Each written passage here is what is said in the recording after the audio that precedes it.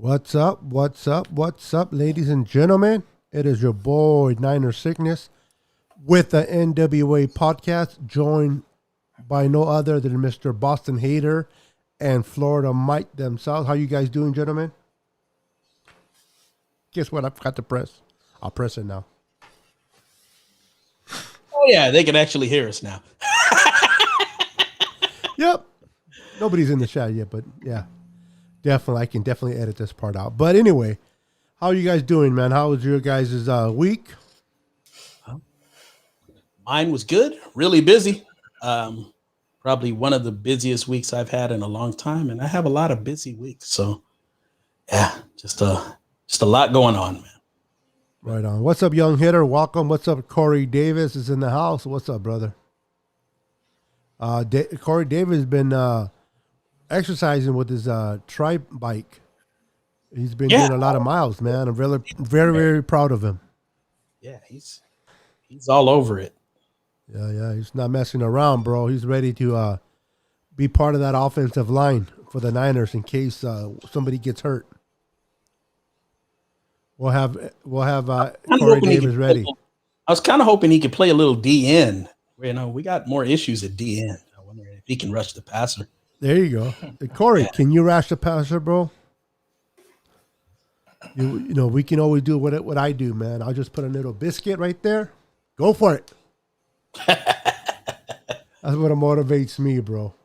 How you doing, Mr. Flora Mike? Let's see what Mr. Flora Mike is sporting right now. What are you sporting, brother? Well, courtesy of my brother Beto, I got to show what we got here. My favorite color, the gold, and one and only Trey Lance.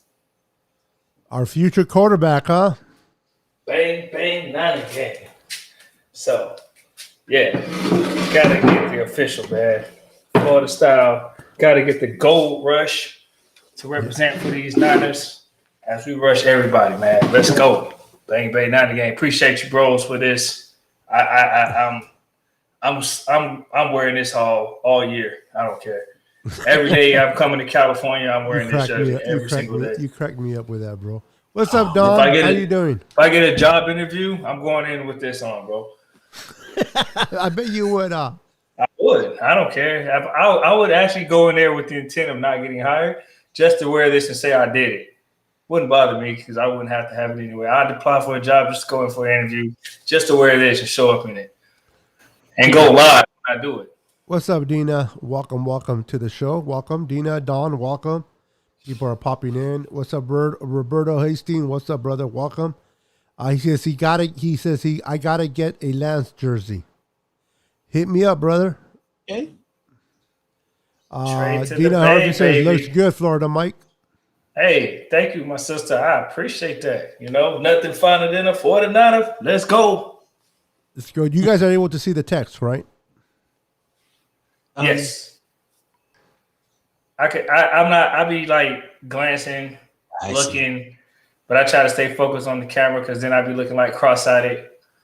But I know I'm reading when I do that, but people probably watching don't know. They're like, "What is he looking at? Is he paranoid?" Like, no. They know. They know. Yeah, they know, brother. They know. There you go. This is going to be a great sports year. It is. I hope we. I'm having a great sports year so far. You know, the 49ers, I believe, are going to kick some butt this year. Germany has advanced on a tie, Nate's favorite result. And the Tampa Bay Lightning, they're going to beat the New York team, I think. So let me get this and right. They advanced based on tying. Yes. We did. Terrible. We tied and we advanced. That is hilarious, bro. That is horrible.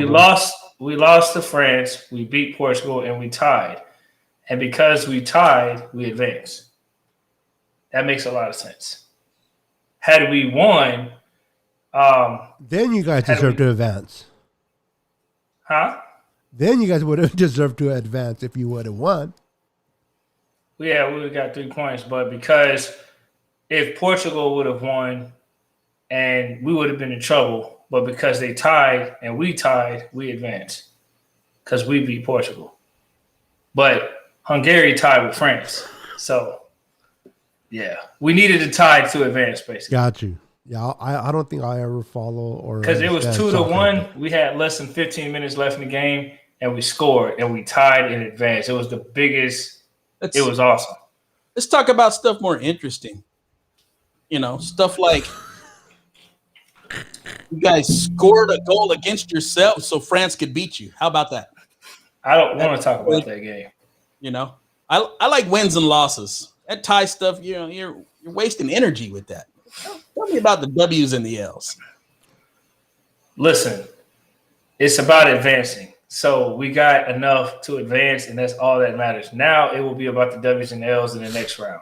It's always about the W's and the L's. At the end of the day, Germany advanced. We did what we need to do. Now bring on England. Now, I will say this, England Niner chapter, I got a lot of love for you. But this particular week coming up Tuesday, Germany's playing England. So I'm trying to separate the England Niner football chapter from the rival. But on that particular day for a couple hours, I'm sorry, England.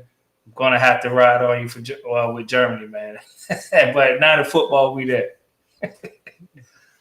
Yeah, speaking of Niner football, or just football in general, and not soccer, can we get to that? I think this is a football podcast, not a. It is Freestyle Friday, brother Nate. Football podcast. We got to talk about football, see? You guys are too much, man. Football and football. Hey, I will say this, man. I will say this. I am excited to have my bros on the show. It's been a while since we got on here, but we're back. We've been busy, guys, so we did forget about you. But we're never too busy to try to make some time for our show and the fans because we do it for you guys. So we want to make sure we give you our all. And sometimes, guys, to be honest, it's good to have a little break, if you will. We got to replenish our cup because we were running empty with personal life, jobs, and all that stuff. So now that our cups are a little bit more full, we're able to give you our better selves. Right, gentlemen? No doubt. Yes, No doubt. sir. So we are back, guys. So thank you for rocking with us. We pick up where we left off, and let's get into it, man. So San Francisco 49ers, man. It's Freestyle Friday, man, so we just chopping it up. I will say this, man. Go ahead, bro, Nate. Go ahead. I see you got something. Go ahead. No, I was going to say I'm excited, man. If you don't know, I'm going to share it with the show. If I have already, I'm going to share it again, damn it. I'm excited because I'm getting ready to come finally, as The Rock says, finally. I am coming back, even though I've never been. I am coming back to San Francisco. Yes, Florida Mike, Lord will, in the month of November, will be in San Francisco, California. I got my tickets. I'm going to the San Francisco 49ers versus the Arizona Ice Tea Cardinals, and we're going to let a smackdown on Kyler Murray's candy rear end. Yeah, I'm looking forward to meeting you, brother, in person. Absolutely. And I'm gonna meet Beto, and we're gonna go out there, and me and bro Nate are gonna meet as well. So it's gonna be an exciting month. I would say this will probably be the best birthday month I ever had in my life. If you meet both of my bros. If you make the drive to my house, bro. If we meet somewhere else, that's cool. If not, we'll invite you over for dinner. Man, we're gonna make that happen. We'll get it. Don't worry. I'm not gonna come all out there and not see you. So we'll see each other one way. We'll work it out, bro. Definitely. We will. So you guys be on the lookout, man. I'm planning on going live with Beto in the studio, and we're gonna chop it up with the birds in the background, and we're gonna have plenty of fun. I'll introduce you to my birds firsthand. Yes, sir. I would love to meet them. And me and bro Nate, we're gonna come in and show you how we get our rate in Duval as we do them up by San Francisco 49er style. Which game is it? The ones you're gonna go see in Florida? Jacksonville. Oh, stupid. Jacksonville. Anytime San Francisco's in Florida, I'm there. So we got. I'm actually going to go to California first. Can't wait. I'm super excited. I've been waiting my whole life to go to San Francisco, and once we beat up the Cardinals, coming back home to see us beat up Jacksonville, and I get to celebrate my wins with both of my bros. Awesome birthday gift. Sorry, Nick. Sorry, Nick. The A's, the Battle of the Bays on tonight, so the A's will win this game. Sorry, Giants fans, but your Giants are going Oh, down. A's, baseball. baby. Yes, sir. Oh A's. man, My wife's I'm watching a the Marlins A's. fan in baseball, so Miami. I think. Who do you like, Nick? You like Marlin too, or no, the No, Braves. Sorry, There you go. There you go. I See, should know. I only got you like 50,000 jerseys. I'm old school, bro. I mean, those those Florida teams are pretty much outside of the Niners where I reside. But if you're, my age, there were no baseball teams in Florida. If you were from Florida, you were probably a Braves fan in most cases. So, there were no Tampa Bays and no Miami Marlins. So No Tampa. yeah, they didn't exist. Yeah, I don't think so. My No, they wife, can't. my wife's all sitting the Giants all day. Whatever. Oh, Whatever. oh man, Wife's throwing some cheap shots. oh man. Yeah, but Wow, anyway, so tonight is going to be an interesting show to say the least. we are We're back. gonna talk about the NFC West and strength and weaknesses within our division at positions. And we're gonna have Nate start it up, and then we'll just follow up with him. And Mike, feel free to charm in at any time and put in your 2 cents, bro, because we need to hear it. But I'm looking forward. Me and Nate were talking about it earlier, and he was breaking some interesting points regarding the West. Because at the end of the day, yes, we play other teams out of the division, but our main concern is winning our division. And do we have the manpower to do so? And I think we do. And that's what we're going to discuss tonight, ladies and gentlemen. It's definitely discuss the West. So it's a showdown in the West. So which department you want to bring up first there, Nate? hey, basically, this is what my plan is. This is what we're going to do. We're going to break down the NFC West offense first. And we're basically going to create all pro teams, first and second team, as if the only part of the league was the NFC West. It's just going to be based on the NFC West. The best player at this position from the NFC West. We're not going to factor in any of the rest of the league. We're just going to deal with our division and our division only. Let's start off with the quarterback position. All right. Well, what quarterback, Mike, do you think is the best quarterback in our division? Do I have to say his name? Um, Okay, he plays in the state of Washington. Okay. Well, I think it's pretty easy that we all agree that Russell Wilson is the best quarterback in our division. So Unfortunately, but yes. it's not really debatable. Honestly, it really isn't. And who would be the next best thing in our division? Who would be the next best? I would have to say Matthew Stafford, in my opinion. Okay. Yeah, I'm with Beto on that. Definitely feel like Matthew Stafford is the next best thing. Mike, where are you at? I agree. Okay. So right now, our all pro team consists of first team quarterback Russell Wilson and second team quarterback Matthew Stafford.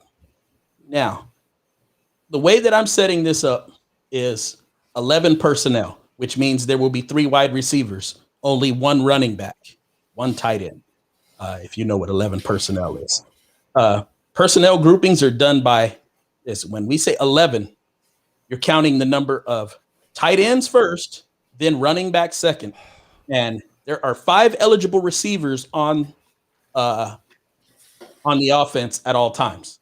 So when you say 1 tight end, 1 running back, that by default means that there are 3 wide receivers because you got a total of 5 eligible receivers on offense. Okay, so we're going to run with 11 personnel. So we're going to go to running back. Mike, who do you think is the best running back in the NFC West. Whoa. Before we go to running back, let's finish the quarterback department. Oh, we're going to go beyond the top two? Yeah, well, I mean, we're talking about all 4 division teams, so we're going to rank them one through 4. Oh, okay. Out Well, of respect. if you were, all right, let's go back to quarterback. If you were to go beyond Matthew Stafford, who's next in line? Kyler Murray. I can't argue with that. I agree. Really, Kyler Murray.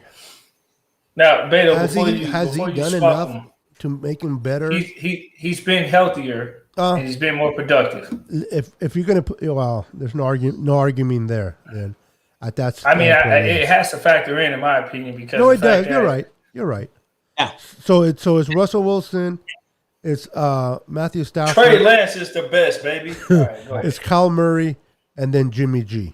Got it. All right. No, that is no slight to Jimmy, other than the fact that he can't stay on the field. Because Jimmy is a good ball player. He can play. Yeah. But if we're ranking them 1 through 4, there's no shame in being number 4 in this group. No. None at all. And truthfully, that 4 is he's number 4 a lot partially because he hasn't played much. I think if he would have been healthier, he might have been 3rd. Yeah, probably would have been number 3. So, just for the Niner fans that are listening, we are being honest. Like Mike said earlier, he has to play, and if he hasn't played, it doesn't matter how good he could be, but if he's not on the field at this point, we have to give it to Murray. So, very good list there, gentlemen. So, okay, now moving to the running backs. Go ahead, sir. Okay, running back position. Mike, I'm going to defer to you again. Who do you think is the best running back in the NFC West? I'm going to say our guy, Mostert. Okay. Wouldn't have been my choice. Mine either. My choice would have been Cam Akers. Same here. Yeah. I believe that Cam Akers is going to lead the NFC West in rushing this year. No, if you're asking me who's the best at this point or who's going to be the best going forward. No, at this point. I'm asking you now. I'm not going to predict, and I can tell you right now, I could preface this by, you will hear me mention no rookies whatsoever, because rookies have not played. I have not seen what their productivity is going to be on this level. So yeah, you can't assume that he's going to be good. I'm going to put on this. I'll say this. I think Cam Akers is a better running back, but I think Mostert has done a lot for right now for me to say, okay, because one thing about the Niners, Mostert undrafted didn't have a lot of expectations. Cam Akers did. Mostert has surpassed those expectations. Now, is he that great? I mean, with the Niners, he's done great. But if he goes to another team, I don't know that he does that. If you put Cam Akers on any team, he'll do whatever. So from a talent perspective, I get where you're coming from, all around back. Cam Akers, yeah, I could say that. But I'm only saying Mostert in fairness because I think he has more games, more experience at this point now. But I do believe as the season progresses, Cam Akers could definitely have that role. But if you ask me now before the season starts, I will have to say Mostert due to his length of time in the league and productivity. Okay. That being said, I don't believe it's all that close. I think that Mostert's career basically consists of half a season in 2019 and what you got of him in 2020. And I think Cam Akers' productivity in 1 year alone kind of pretty much surpasses it. I just think that what Mostert has done that enables me to say he's the second best is he averages 5 yards a carry pretty consistently throughout his career, even in the very limited role that he has had. So that's why I say he's second. I think Akers is first, but I also think that there's a little argument, and the only reason I put Mostert over Carson is because of that yards per carry average. Yeah, but Carson's right behind him. Yeah, Carson's like, I think, nipping at his heels, because you look at his overall productivity for Carson, it's better, but he's one of those 3.8 yards per carry. He's not a 5 yard per carry guy. That's really rare air when you're a 5 yard per carry back. So I gave him the nod over Carson because of that. Yeah, I mean, like I said, I just look at impact that Mostert had, and he's a rotational back a lot, and he certainly ascended his way up. I mean, the guy went from like playing behind two running backs to coming up, running all over Green Bay, running all over Minnesota. He's had big games, and again, for him, he had some games where I felt he helped carry us. When our passing game was not all there. So I'm just looking at a lot of the impact that he had, but I understand from a talent perspective, who would I rather have? Cam Akers. Okay. All right. Beto? So quarter. Yeah. Same. I have no problem with saying Cam Akers is the best in the division, but I feel like if I'm going to be across the board, I feel Jimmy Garoppolo is better than Kyler Murray, but Kyler Murray has played more games. Cam Akers has had more experience. Mostert has had more experience, and he's certainly done enough to ascend to starting running back caliber, having to go against three guys at the time with Coleman, Breida, and McKinnon. Even though McKinnon got hurt, McKinnon was the guy that we were hoping on, and here comes Mostert out of nowhere. So I think for me, it's the fact that Mostert didn't have those expectations, and he played well enough. He played above expectations in my book, because I didn't have the expectations for him to do what he did, but Cam Akers, I have that expectation. So it's kind of like I expect Cam Akers to do what he's doing. But I'm not going to debate that he's better than Cam Akers as an overall back. I just sat here and said Cam Akers talent-wise is better. But as far as what they contribute to the team and how they carry the team, I feel like he's the guy that puts his team on his back, when needed. Yeah.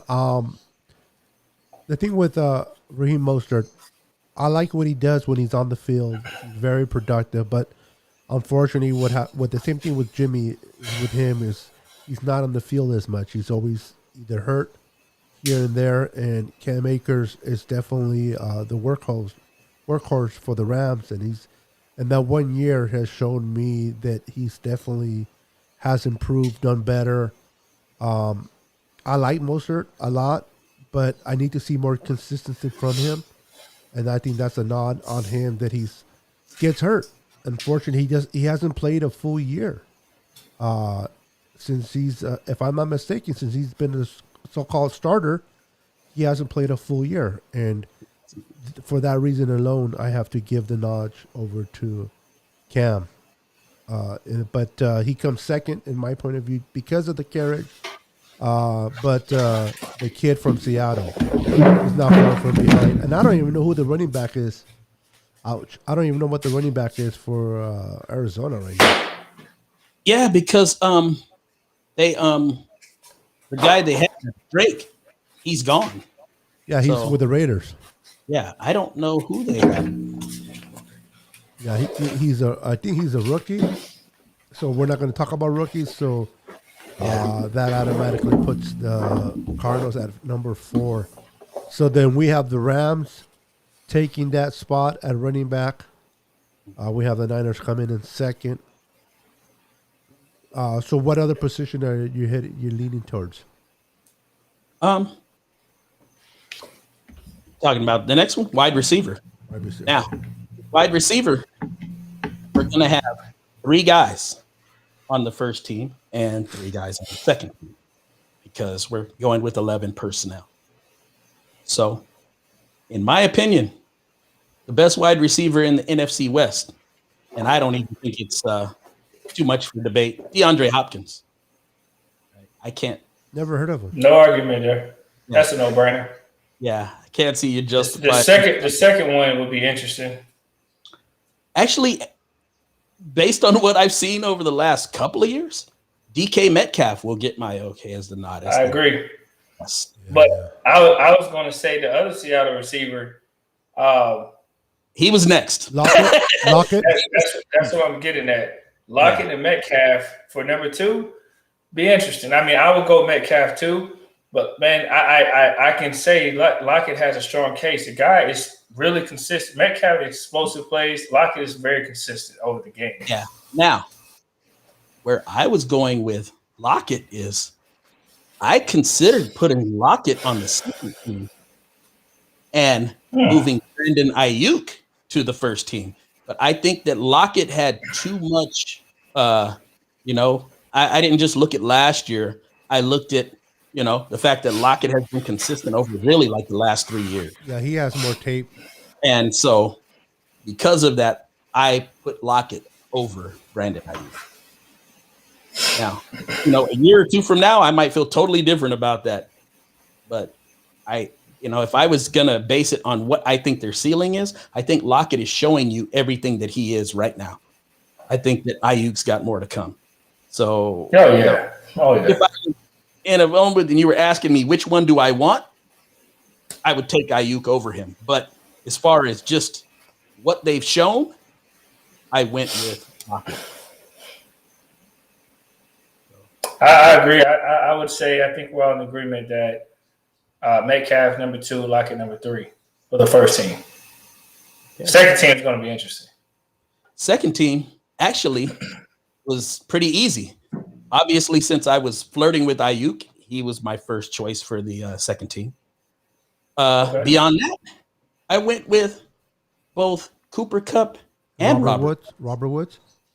Mm-hmm. Yeah, and because once you get past those guys, who's left? I mean, Deebo Samuel, if he was healthy, might have creeped into that conversation, but he's missed a lot of games, and it's kind of hard to put him in with those guys.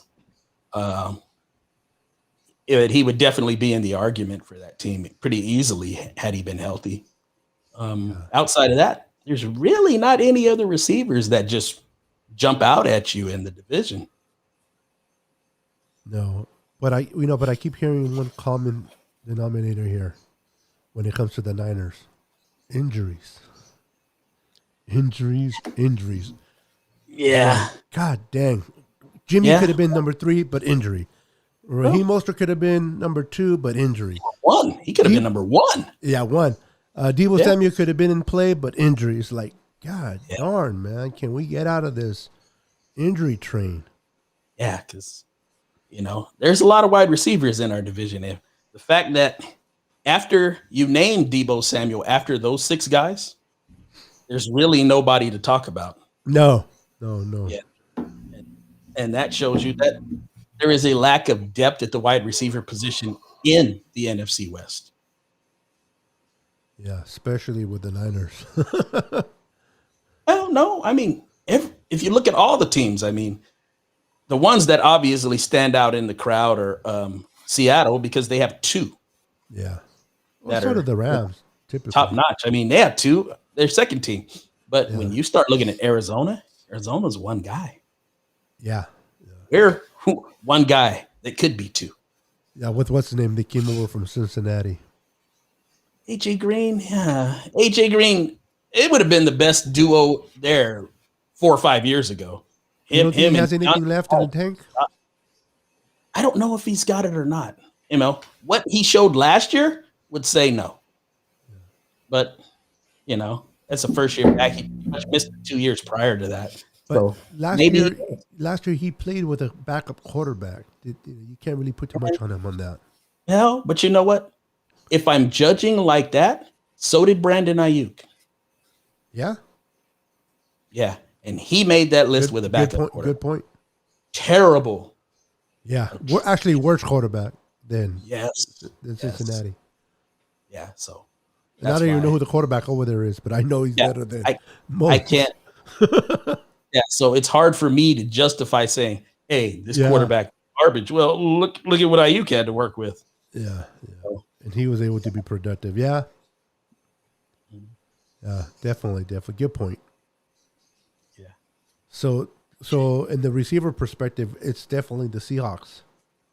Yeah. The Seahawks. The Rams have a couple of guys, so You're Rams seeing, second team. yeah. Now, one more pass catcher left. Tight end. Oh, This is that's another terrible position for the NFC West. You know, we're really thin at tight end. And now, of course, we have one of the best in the game, maybe arguably the best in the game, in George Kittle. So, guys, I think we froze. No? Oh, it's coming back. It's real fuzzy though. I don't know what that's about. Is it? I'm not even paying attention. Yeah, I saw it fuzzy a little bit. Yeah. Okay.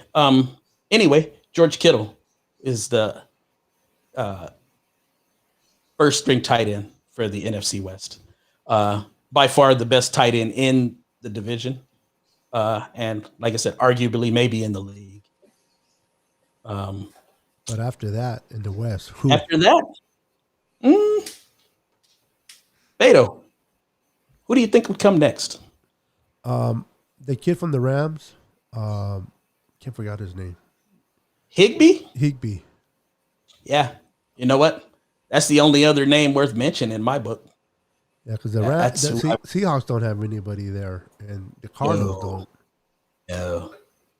Cardinals are even worse. Yep. Yeah. It's definitely Kittle and that kid from the Rams.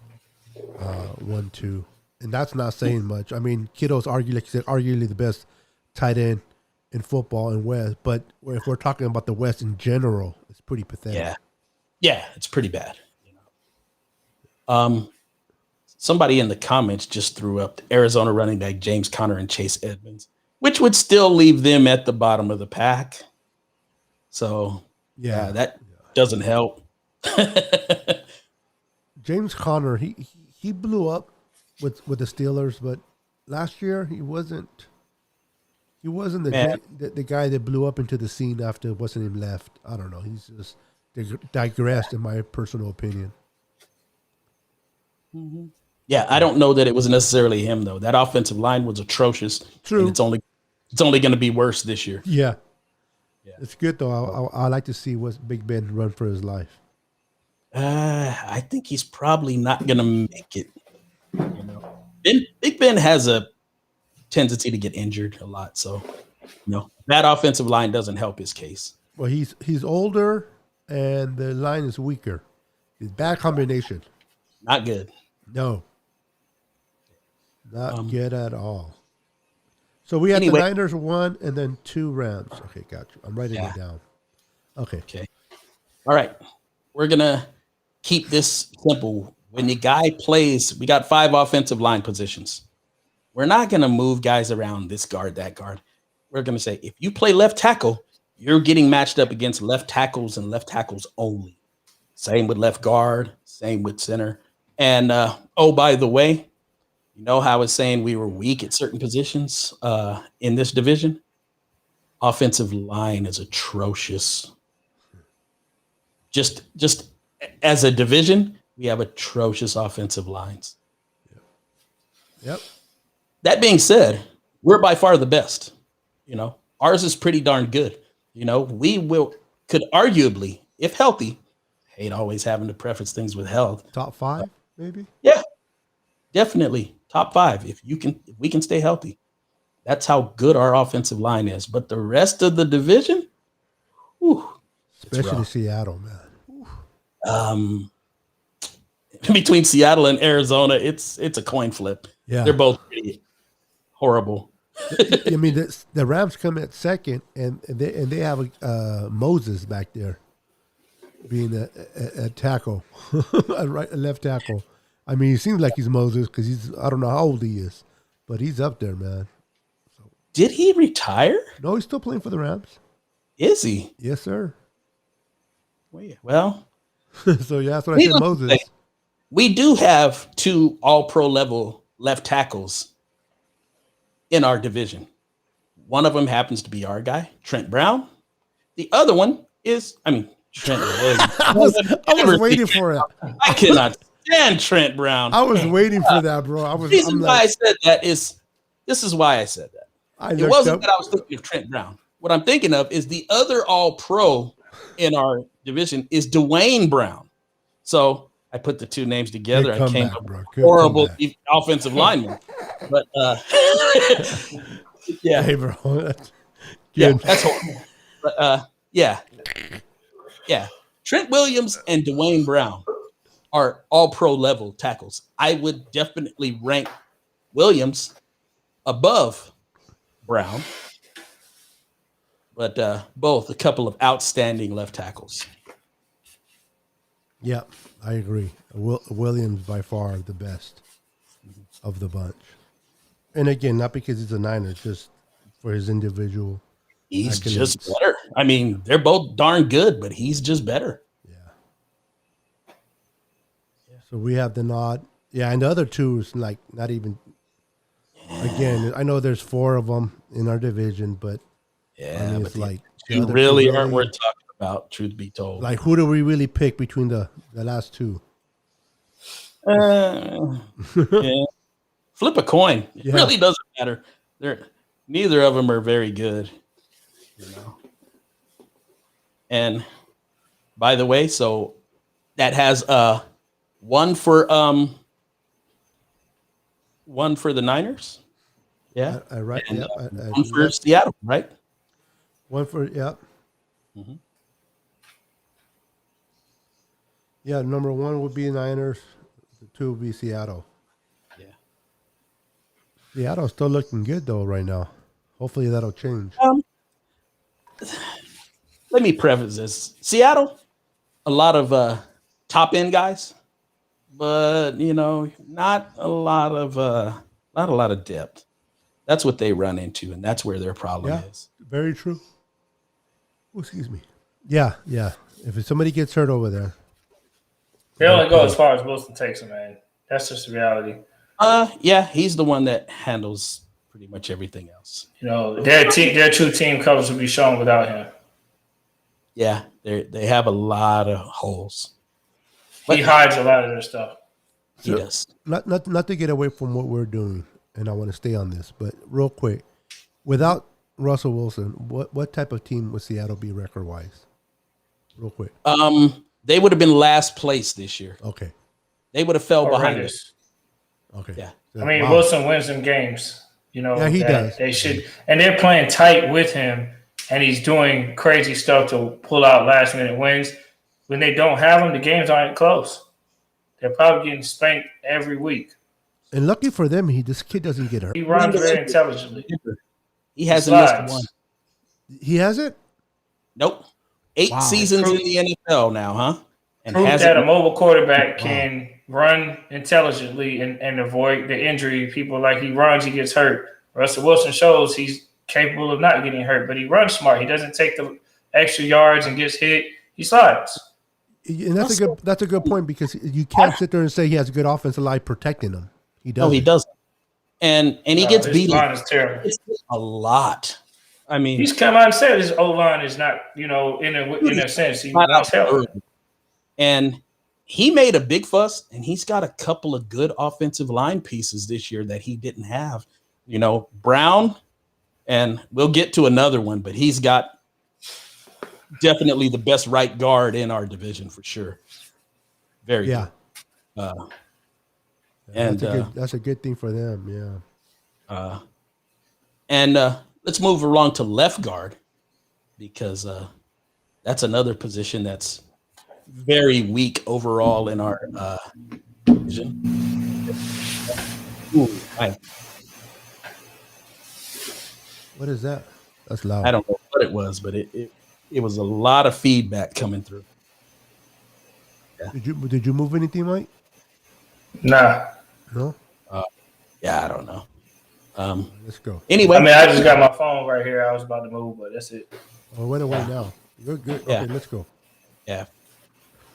Left guard, Lincoln Tomlinson, by far the best left guard in our division. Yeah. It's not really close. Yeah, he's pretty solid. He's not great. He's good. But no one else is close. No, not in the West. Definitely no. I'm not saying much. He's decent. Yeah. But based on what the other left guards, those prospective teams. Not close. Yeah. But next best thing, and it drops way off after this guy, even though it dropped way off to get to him. David Edwards from the Rams. Ooh, Yeah. Dave. Yeah. Yeah. Excuse me. He's a pretty good drop off. Yeah. But when you look at the other guys, it's like brace yourself. It's like practice squad level beyond him. Yeah, it's if you really look at the depth of it, it's terrible. Yeah, I don't. That's why I Russell don't runs know for how his these life. guys survive behind some of these dudes. Yeah, it's pretty bad. So we definitely have the Niners at that right left guard as well. So two for two at the left side of the Niners. Yeah, so we're like I said, by far the best offensive line in this division. Yeah. That being said, we can move on to center. Oddly enough, the two best centers in this division are newcomers to the division. Yep. Yeah. Starting with former Raider and now Arizona Cardinal center, Rodney Hudson, in my opinion. He is a excellent center. I don't know how in the world the Raiders let him go, but I know it's money. But they should have figured it out. Yeah, that was a bad decision by Gruden. Yeah, that one hurts. That's not as bad as the Packers letting two of their offensive linemen go to the Chargers, but still, and that's another story for another day. But yeah, terrible move by the Raiders. But I think the Packers can adjust without them, even though they're big losses. I don't think the Raiders are in the same position to lose a center like that. Not your right tackle and your center, who was probably the best center in football. I think that's a major loss for them. And it might cause them to lose their all-pro MVP quarterback as a result, because they're doing nothing to help him. They're going off on another quarterback. Aaron Rodgers, heard of him? He's not playing this year. Yeah, but why? Because they don't help. Instead of giving the receivers, they get rid of the offensive lineman. Yeah, and instead of giving him a receiver the year before, they draft his replacement. Yep, and they moved up to draft his replacement. Yeah, it just doesn't make sense. Not like I don't want to into get caught up in the Packers and the Chargers with and the Raiders. Yeah, I don't want to get caught up in that. But let's reel it back. So the Cardinals at center from the West has probably the best center. Yes, Rodney Hudson, probably the best center in the West. Next best, former Atlanta Falcon, Alex Mack. That is the second best center in the NFC West. Once again, another San Francisco 49er on that offensive line.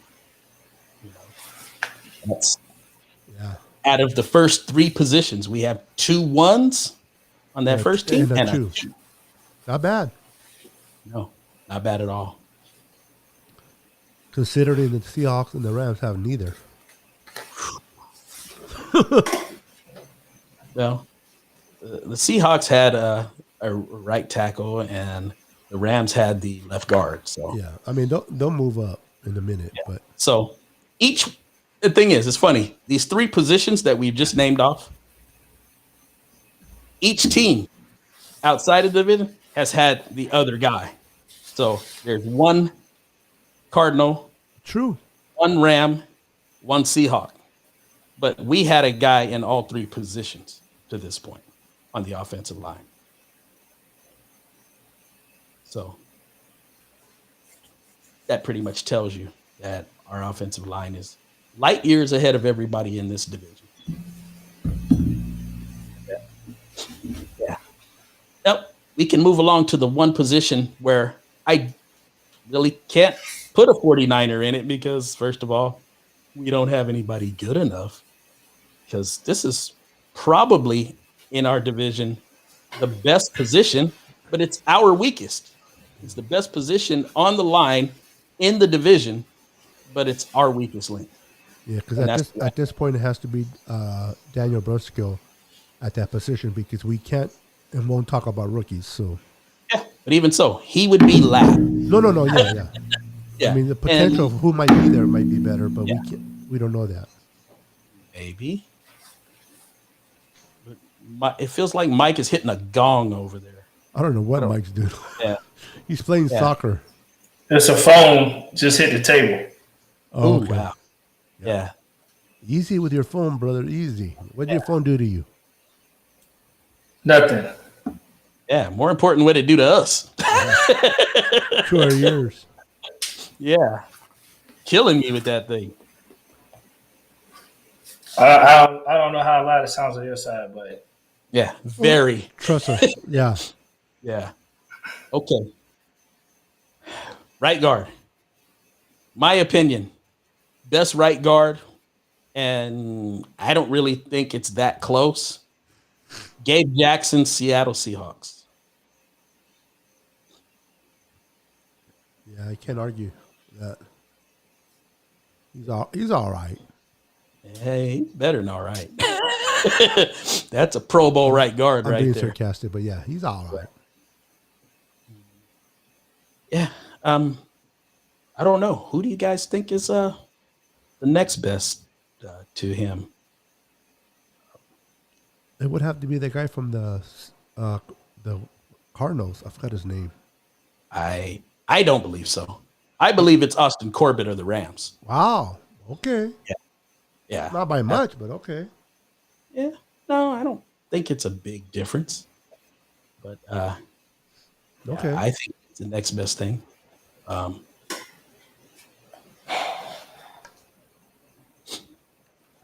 So that leaves the Niners in the cellar. Oh, yeah.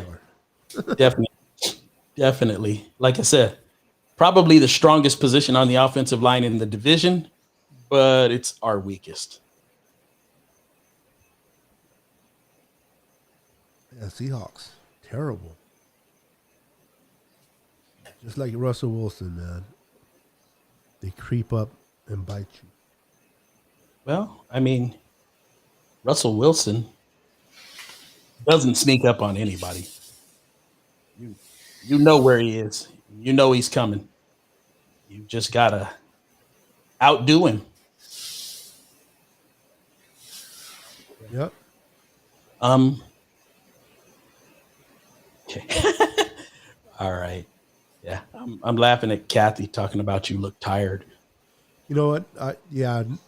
I went to bed this morning real quick. I went to bed at 8:30 in the morning and I woke up at 11. Oh wow. Yeah. Well, that'd explain that. Yeah, it just kicked in. Honestly, it just kicked in. But yeah, it's back. I've been dealing with a little bit of pain there, guys. So yeah, Okay. it was rough. All right, let's go ahead and hit the last position of the offensive line. That'll be the last offensive position. Right tackle. Well, to everyone's dismay, Mike McGlinchey is the best right tackle in the NFC West. Yeah. And sorry if I hurt some people's feelings. I know there's a lot of Mike McGlinchey doubters out there. He might be the best in the NFC. Football player. Right tackle. Yeah, there's a lot of tackles in this NFL. Forget about just the NFC that are not Mike McGlinchey. Nope. As bad as people want to jump all over him, I don't know the knock on. I don't understand the knock on him. he's actually pretty good at football. I'll tell you what I believe the knock on him is. Mike McGlinchey has a knack for really playing solid football for many, many plays. But when he makes a bad play, it makes the highlight reel look so bad. And I think people don't really pay attention to play after play. You got 75 plays. Mike McGlinchey has 2 bad ones, and they're both on the highlight reel. That's the kind of stuff that happens. But the other 73 plays, people forget. He wasn't out there holding calls, offsides, false starts. He wasn't doing all that. He was solid pretty much the rest of the game. Yeah, he makes some really bonehead mistakes when he makes them. but he doesn't make as many as people make it out to be. Yeah, they magnify him because, like I said, they're highlight reel kind of mistakes. Yep. Yeah, I but agree. when you stack him up against the right tackles in the NFL, I guarantee you he doesn't fall out of the top 10. There's no way. Yep. Okay. Lastly, the other guy I feel is the next best offensive lineman at right tackle in the NFC West, Rob Haverstein. I believe that Los Angeles Rams, by the way, for those who I know Beto's over there keeping score. Yeah, Haverstein, not Hammerstein, is the next best thing, right tackle in the NFC West. Really creeps to a halt after those two. Yeah, the other guys just not impressive at all. I think could easily be upgraded from. People talk about our guy Mike McGlinchey. Really difficult to upgrade from him.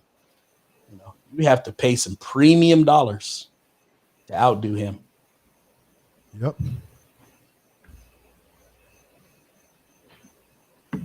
Talking about upwards of $15 million a year to upgrade from Mike McGlinchey. 15. I took myself off the camera. I hope you guys don't mind, but this yawning is terrible, and I don't want to offend nobody. I'm here though. I'm here. Hey, what's up, John? Hey, you're good, man. We reached the hour mark too, man. Yeah, but before we go, Beto, you had a tally. I didn't keep it. You had a tally on how many first and seconds that you came up with on the offensive side of the ball. Could the offensive side of the ball? Yeah, on the offensive side of the ball. Oh, I'm thinking offense. Yeah, I'm tired. Because we haven't done defense. As a matter of fact, you know what? We'll save defense for next week. Yes. We'll do next week. So but definitely stay tuned for next week. Can you give us the breakdown of, how many first and second each team had? First, Seahawks at quarterback. No, how many total? Total? Like, see, one, two. One they have. Three for the Seahawks. 3? Yeah. Are you sure? Oh, no. 4. Excuse me, 4. I was going to say. 4. 4 for the Seahawks. Rams, 1. We're including seconds too, right? Count them sepapprately though. Okay. So Rams is 1. 4 ones for the Seahawks, right?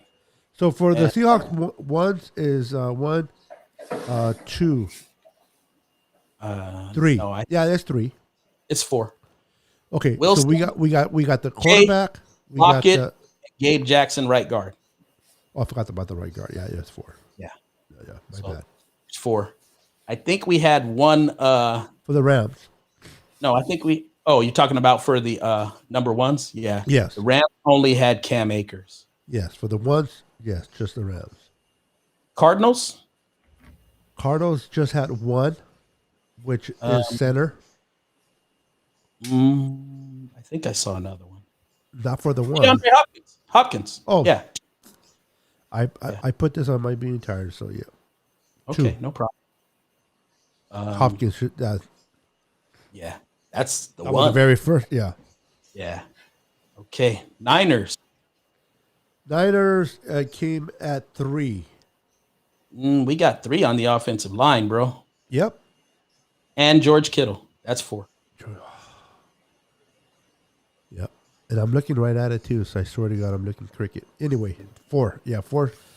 3 on the offensive line and Kittle, so that is 4 correct. So I gotta say it wrong so you can correct me.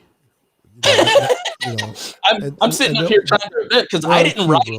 Bro, so I'm trying to stay awake. I'm sorry. Trying to run through the names to figure it out. So this thing hit me like a ton of bricks. I apologize, bro. It's like I swear. Yeah, no worries. It came up over me, bro, and I'm fighting it. So now we have 1 for the Rams, 2 ones for Arizona, and 4 ones for both us and Seattle. Yes. Okay. So now the twos. How many twos do Arizona have? Arizona twos? Mhm. None. Let me see. I can't remember one. I'm having. None. You might be right. Let's go to Seattle on that. Seattle twos is one. That's No, all. I don't think. I think Oh. none. No, one. Yeah, Yeah. one. That's right. Yeah, one. Dwayne Brown, left tackle. Wayne Brown. Yeah. Um, Ted Brown's brother. yeah, exactly.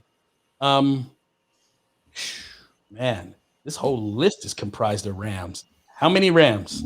Oh my God! 1, 2, 3, 4. No, 3. There's more than that. 4 seconds? No. Oh yeah. 1, 2, 3, 4, 5, 6, 7.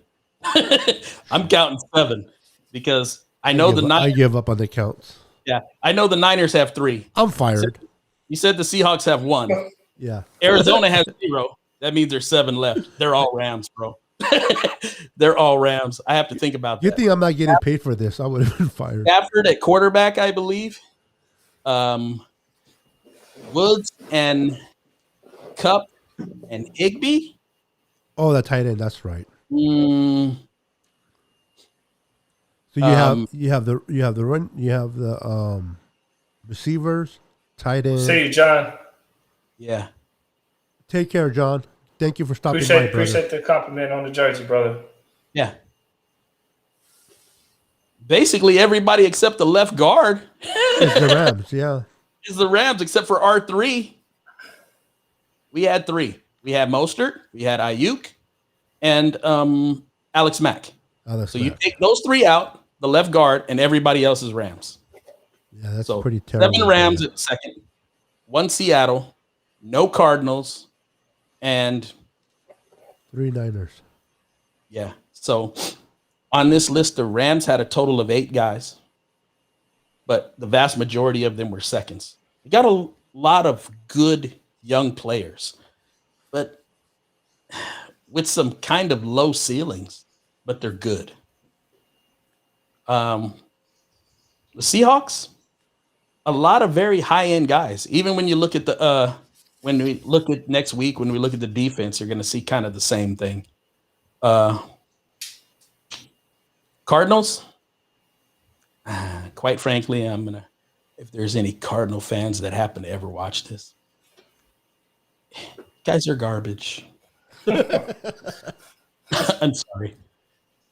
And Oh man, you guys are only because you go out and you chase a bunch of high-priced names and burn up a bunch of money.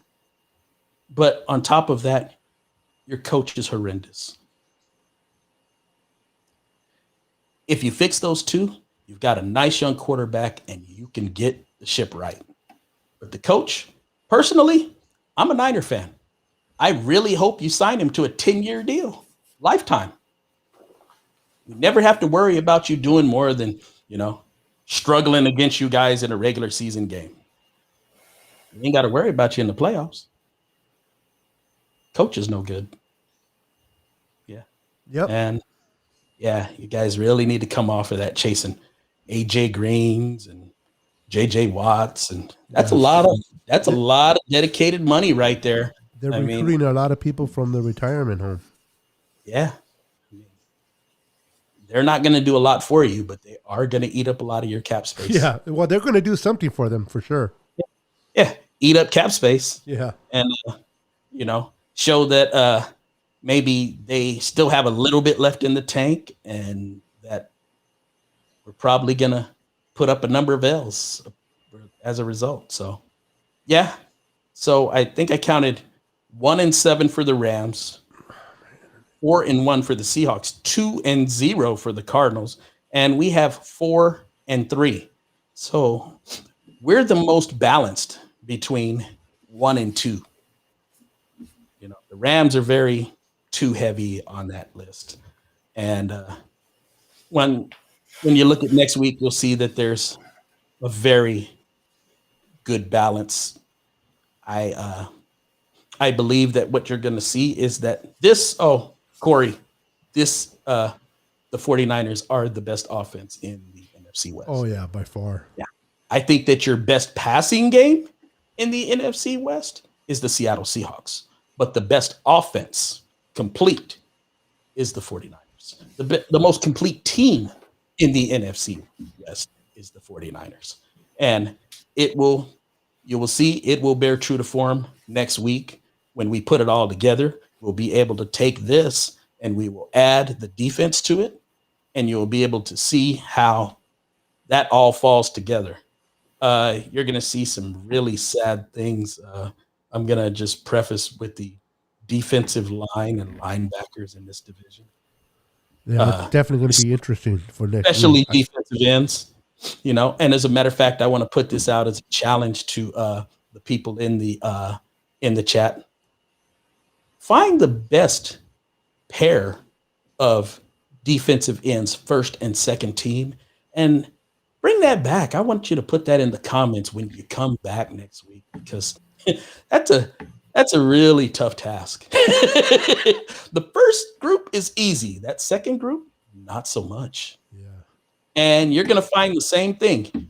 Oh, by the way, we're going to run a nickel package because 70% of the defensive snaps in the NFL Is nickel. are out of a nickel package. So we'll be drafting in this, and not 4 defensive linemen, 2 tackles, 2 ends.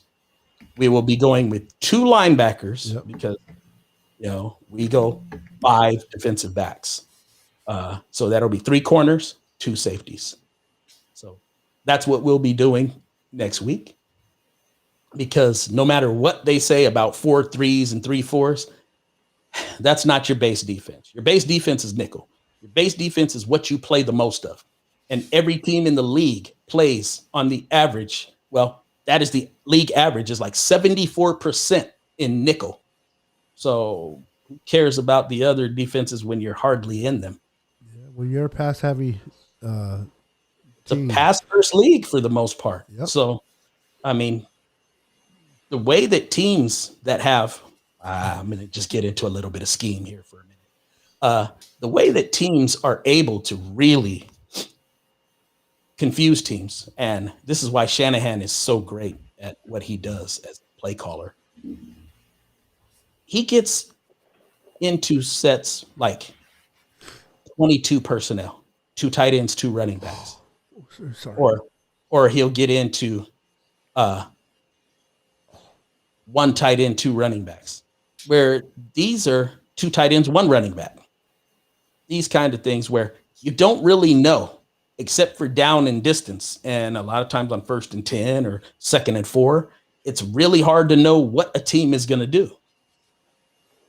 He is a master at putting those kind of personnel groups on the field, forcing teams into their base 4-3 or 3-4 defense and taking advantage of them, because that extra linebacker on the field can't cover that running back that's coming out of the backfield, can't cover that tight end. It's different when you get to switch that guy out for a better cover guy. But when you're worried about the run, you've got that undersized guy in there, and you can't really stop the run the same with that lightweight safety or corner up in there. Yeah, it changes things. It forces you into that base defense trying to stop that run, and then you hit them with a pass, and vice versa. They get that light group out there, and they're in nickel, and you got 2 tight ends in the game, and you're in a nickel defense. Now they're running at you. So he's really good at disguising that and drawing it up to where teams are really confused. Yeah. So if you can stay on schedule, it's hard to stop the Niners offense. And you see he's done well even with terrible quarterback play. He's done pretty well.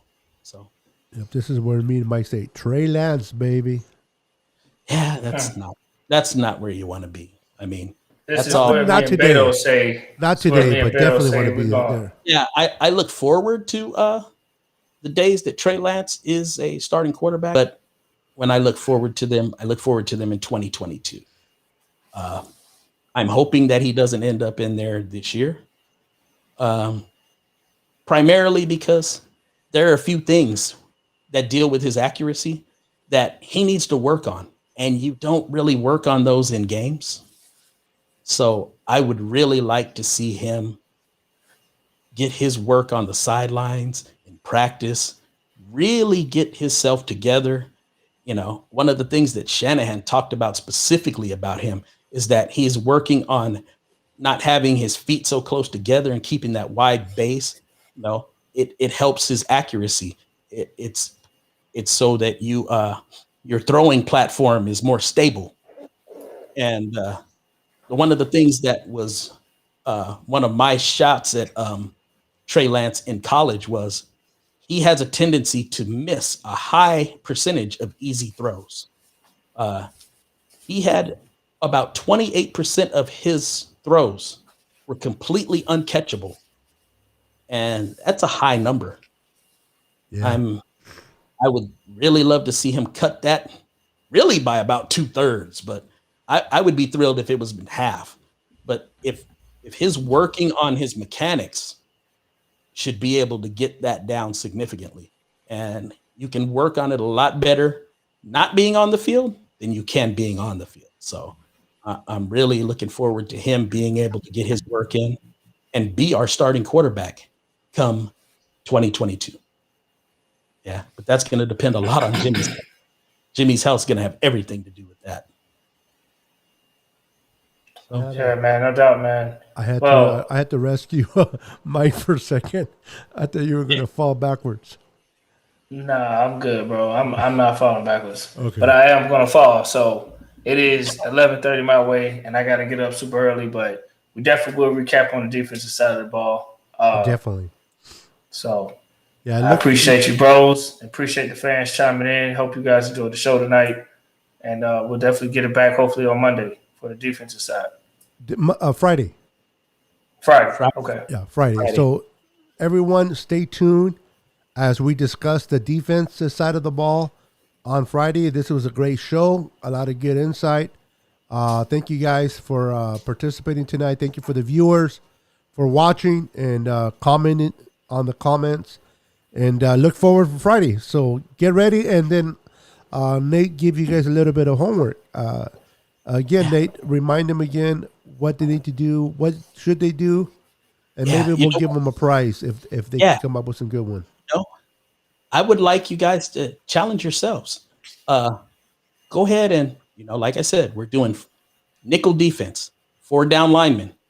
So that's 2 defensive ends, 2 D tackles, 2 linebackers, 3 corners, 2 safeties. Make your own first and second team all defense NFC West. Compare it with what we come up with next week. And, you can say where you disagree or agree. And let's try that. And, I'd like to see people commenting on who they believe, because we didn't get a lot of comments about who people, thought, and maybe they were unprepared and they really didn't get to think about it. But, we're going to put it out there today. So next week when they come, maybe they can give it some thought and come prepared and, hopefully give us their input as well. Yeah, you might be surprised of where you stand when you have something to base it off. What Nate, myself, and Mike say, and Eric, if he's available on next Friday, then you'll be able to agree or disagree, and you'll have your points why you're disagreeing or why you're agreeing. So it's a good thing to have. So, all right, guys, it's been a wonderful Friday. Enjoy your weekend. Have a wonderful weekend. Be safe. Remember to be kind and courteous to others. Thank you for following the N.W.A. podcast, guys. Once again, it's an honor to be amongst you guys. Have a blessed night, and everybody, God bless, and we'll see you next Friday, same time, same channel. Peace.